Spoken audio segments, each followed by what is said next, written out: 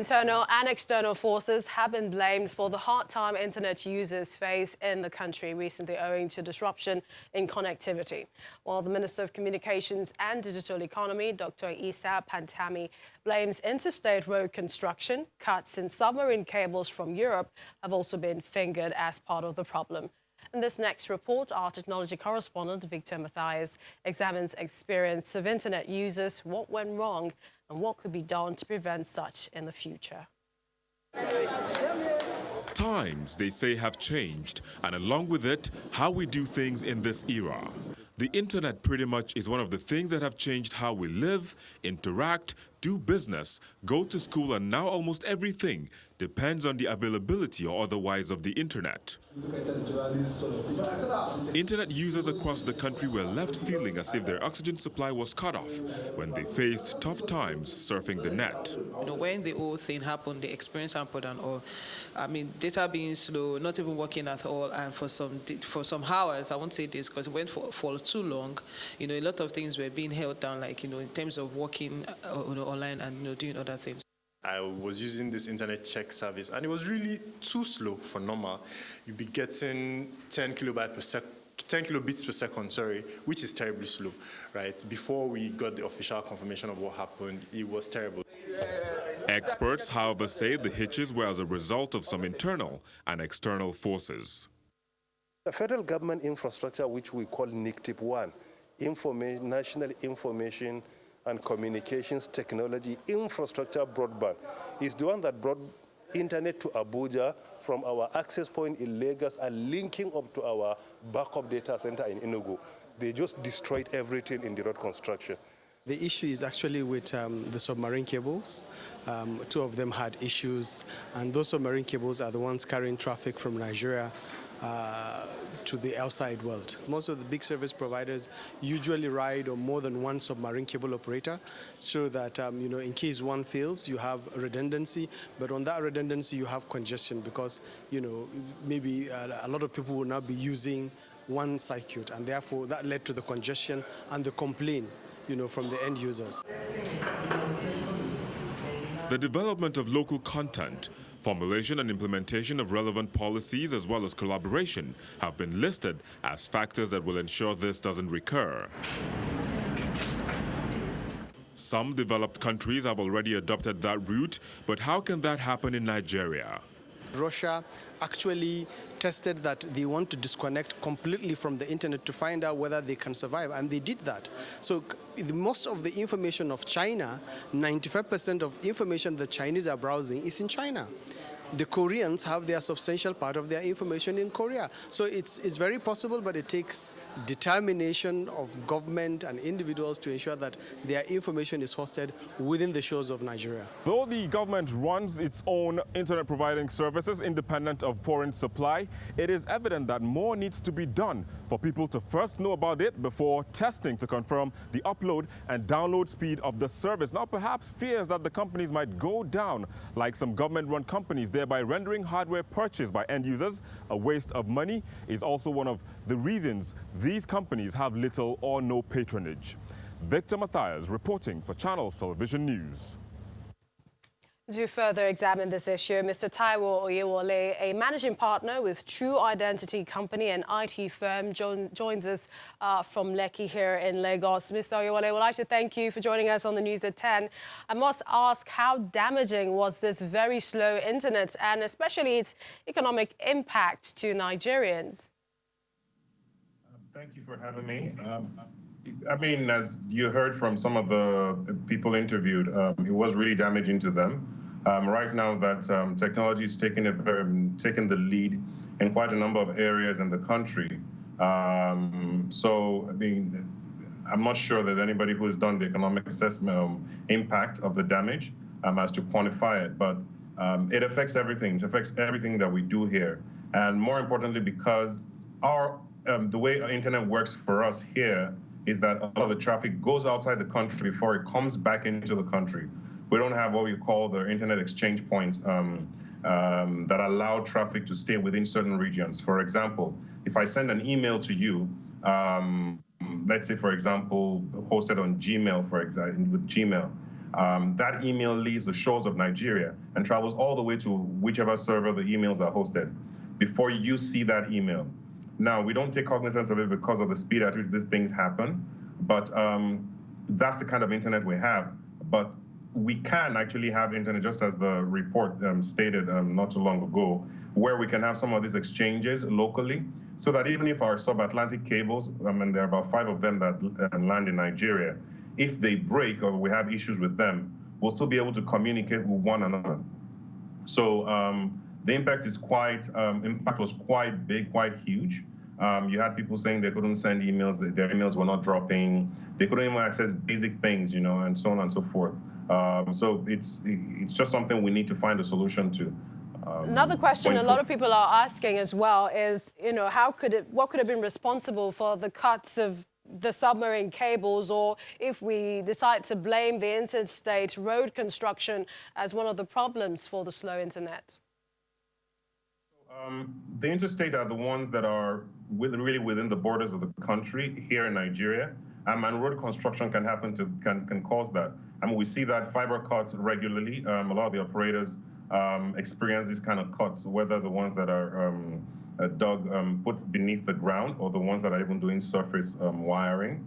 But the sub-Atlantic ones are a bit more they're different because they're embedded below several meters below beneath the sea, and for them to be cut, it means that something severe really happened there. Maybe some kind of work was being done as well. Maybe others are laying cables and they mistakenly damage those cables. But they're rare. They're not as frequent as the ones that happen on the land borders, on the land side of the cables that we have.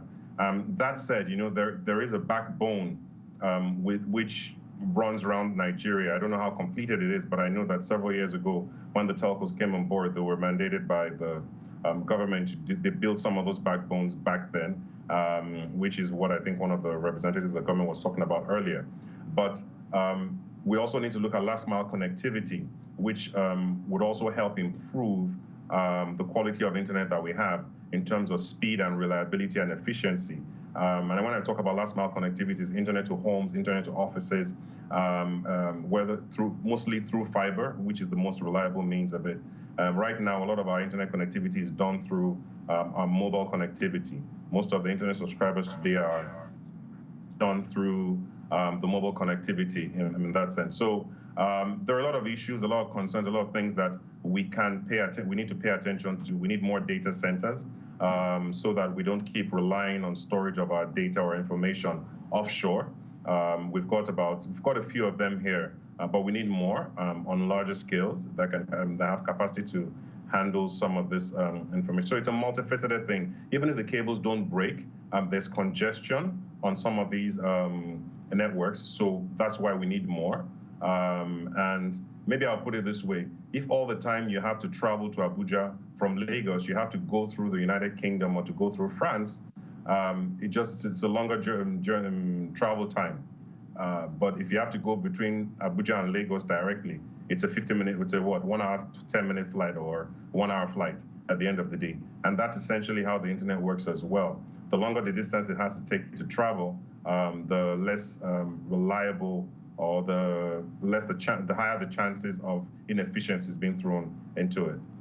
And now I know a lot of people can't imagine getting through the day without internet, but we'd like to thank you, Mr. Taiwo Yewole, managing partner with True Identity Company, an IT firm in Nigeria. Thank you so much. Having me here. Thank you. All right, we have some business news. Here's Teniola Shibowale.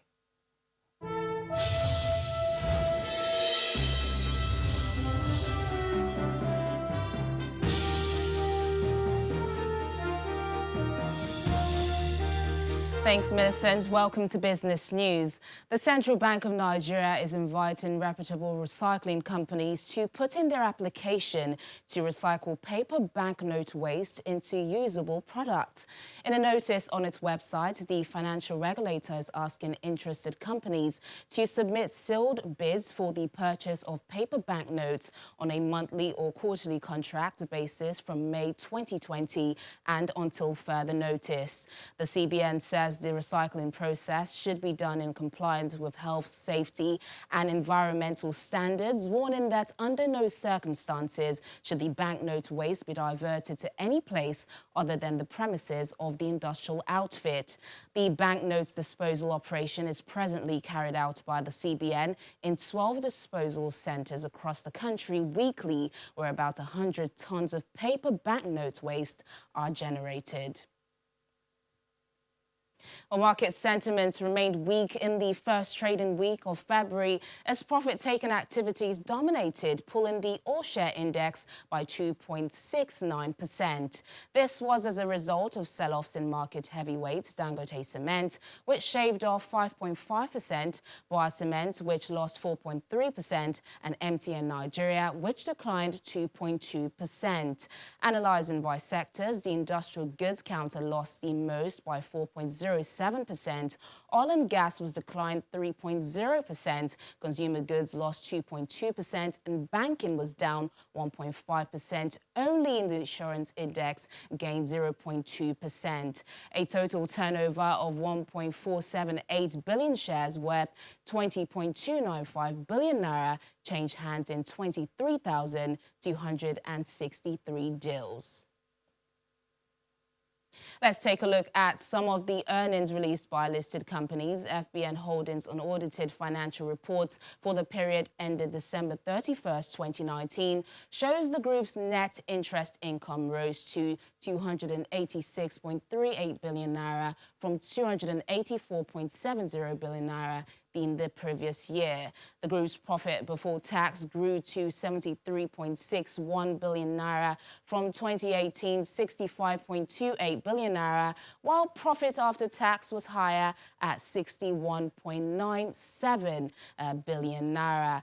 However, earnings per share was unchanged at 1 naira 65 kobo.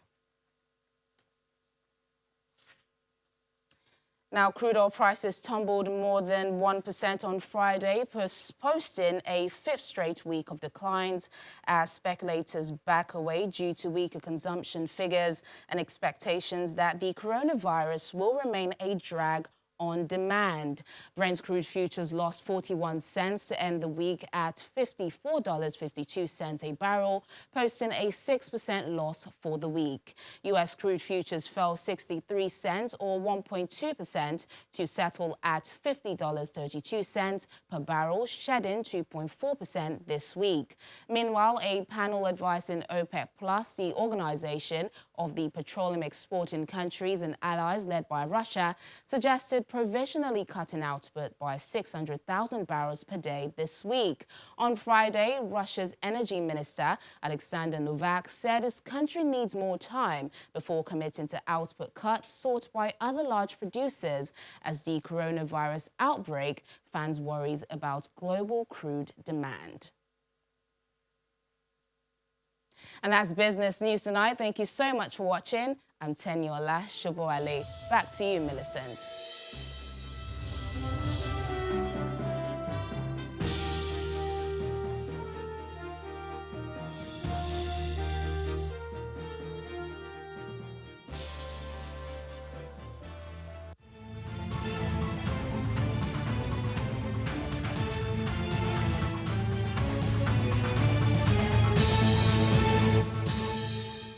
Health matters now. The recent outbreak of Lassa fever across the country is no doubt a case of serious public health concern that requires all hands to be on deck. And for the management and staff of Tolaram African Enterprise, manufacturers of Hypo Super Bleach, partnering with the government to raise awareness on the prevention of Lassa fever will make the difference. Both officials of Tolaram African Enterprise and staff of the Nigeria Center for Disease Control today took the Lassa fever prevention message to people in Wuse Market in Abuja. Officials of the Nigeria Center for Disease Control, as well as staff and management of Tolaram African Enterprises, manufacturers of Hypo Super Bleach, moved from shop to shop in Wuse Market in Abuja, distributing flyers to raise awareness on how to prevent Lassa fever. So far, the recent outbreak of Lassa fever has spread to 23 states, killing 47 persons out of the 365 cases confirmed. Participants at this awareness campaign to stop the spread of the disease are insisting on the need to have a clean environment. It's about cleaning your environment. Of course, the hypo is not about killing rats, but it's about encouraging people to have a clean environment. What's more important is that they have provided resources and they are going to take the message to the people. Lassa is here. And we are collaborating with the federal government through the NCDC to ensure that Nigerians have free products. At least we're giving the products for free, and also have materials which they can learn from, which they can be used to be more aware about, the Lassa fever. Lassa fever is primarily transmitted to humans through food items contaminated by the urine or feces of rats, often found in dirty environments.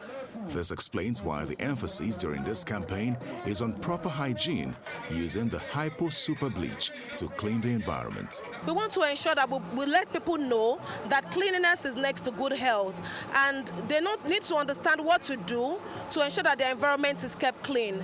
Hypo kills 99.9% germs.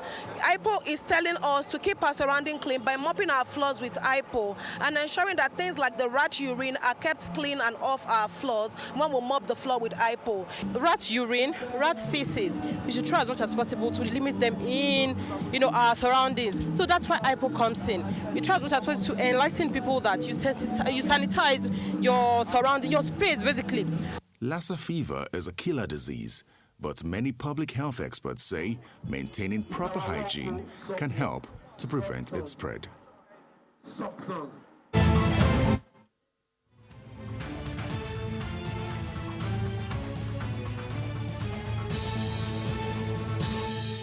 Still ahead on the news at 10. Despite losing to Serbia in their second group game at the Olympic qualifying tournament, Nigeria's the Tigress qualify for the women's basketball event at Tokyo 2020. That's in sports news. Please stay with us.